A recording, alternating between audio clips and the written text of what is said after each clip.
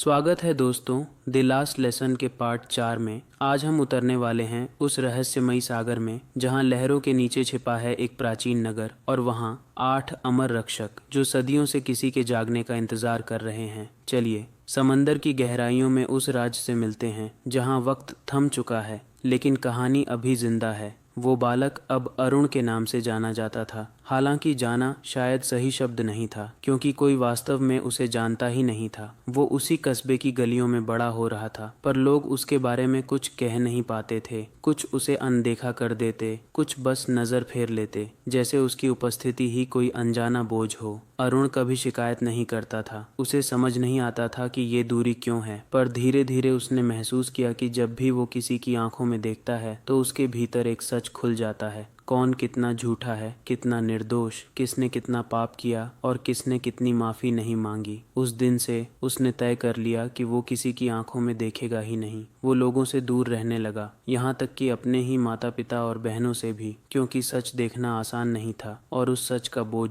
किसी के लिए भी सहना मुश्किल। उसके भीतर एक अजीब सी स्थिति थी, जैसे एक ही शरीर में 10 अलग अलग आत्माएं बसी हों।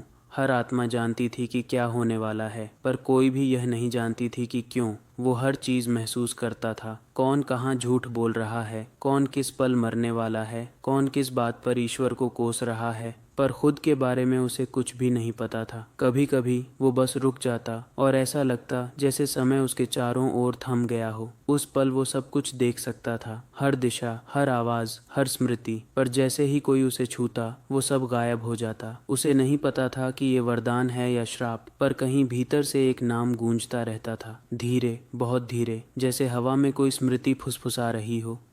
वो इस नाम को नहीं समझ पाता था, पर जब भी ये गूंज उठती उसके आसपास की हवा भारी हो जाती, जैसे कोई अदृश्य शक्ति उसकी रक्षा कर रही हो। उसे नहीं मालूम था कि इस ब्रह्मांड के गहरे तल पर, समुद्र की अंधेरी परतों के नीचे, एक शहर अब भी जीवित था, एक प्राचीन नगर जहाँ समय नहीं चलता, सिर्फ प्रतीक्षा होती है। वहाँ 8 सिंहासन थे और उन पर बैठे 8 मानव जो हजारों वर्षों से जिंदा थे। लोग उन्हें कलयुग के देवता कहते हैं, न देव न राक्षस, बस वो जो सृष्टि के संतुलन के रक्षक हैं। उन्होंने सब कुछ देखा, धर्मों का जन्म, साम्राज्यों का पतन और ईश्वर के नाम पर बहता हुआ रक्त। वो 8 अब भी मौन हैं, पर उस रात जब धरती के कंपन में कुछ बदला, उनमें से एक ने आंखें खोलीं और कहा वो जाग चुका है, पर अपने नाम से नहीं। बाकियों ने सिर झुकाया क्योंकि उन्हें पता था समय फिर से चल पड़ा है। धरती की सतह पर अरुण ने बस आंखें बंद कीं। वो नहीं जानता था कि उसने क्या महसूस किया, पर उसके भीतर एक ही वाक्य बार बार गूंजता रहा,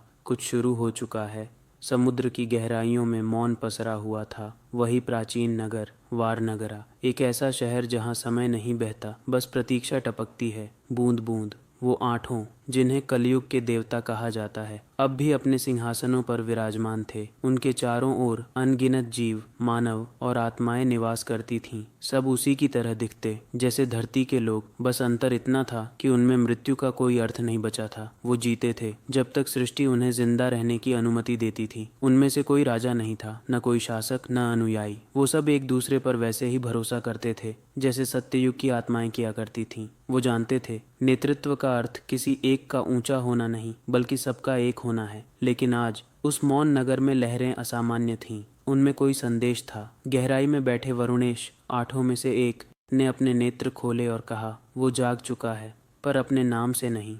इसके बाद लंबे समय तक कोई कुछ नहीं बोला, बस समुद्र की धड़कन सुनाई देती रही, धीरे, भारी और बेचैन। धरती पर उस समय अरुण 19 वर्ष का था, एक साधारण कस्बे का असाधारण लड़का जो खुद को किसी बड़े रहस्य के किनारे खड़ा पाता था। वो नहीं जानता था कि नीचे समुद्र की तह में बैठे हजारों आंखें अब उस पर टिकी हैं, न कोई भय से, न जिज्ञासा से, बस एक अनकहे कर्तव्य से। वारनगरा के कुछ निवासी, वो जो मृत्यु और जीवन के बीच की रेखा पर चलते थे, धीरे धीरे सतह की ओर बढ़ने लगे। वो इंसान ही थे, पर हर बार जब वे ऊपर आते तो किसी और रूप में आते, कभी एक बूढ़े राहगीर की तरह, कभी किसी कुत्ते के रूप में जो बिना वजह उसके घर के बाहर बैठ जाता, कभी एक पक्षी जो उसकी खिड़की पर हर सुबह गाता। वो अरुण के आसपास थे, पर उसने कभी उन्हें देखा नहीं, और शायद यही उनकी भूमिका थी, देखना पर दिखना नहीं। अरुण अपने भीतर की हलचल को समझने की कोशिश कर रहा था। हर दिन उसे लगता जैसे कुछ उसकी निगरानी कर रहा है, पर जब वो मुड़कर देखता बस हवा बह रही होती। उसे एहसास नहीं था कि ये हवा किसी सांस की तरह उसकी रक्षा कर रही थी। वो समय बहुत दूर नहीं था जब वारनगरा से कोई एक बाहर आएगा, पहली बार सीधे उससे मिलने के लिए, और उस मुलाकात से पहले पूरा ब्रह्मांड थोड़ी देर के लिए सांस रोक लेगा। आपने शायद गौर किया होगा, यहाँ ना कोई म्यूजिक है न फैंसी एडिट्स, क्योंकि यह सिर्फ एक कहानी नहीं बल्कि वो अनुभव है जिसे महसूस किया जाना चाहिए, देखा नहीं। हर शब्द के पीछे एक सच्चाई छिपी है जो धीरे धीरे खुद को प्रकट करेगी। तो मिलते हैं दोस्तों अगले भाग में। चैनल को सब्सक्राइब करें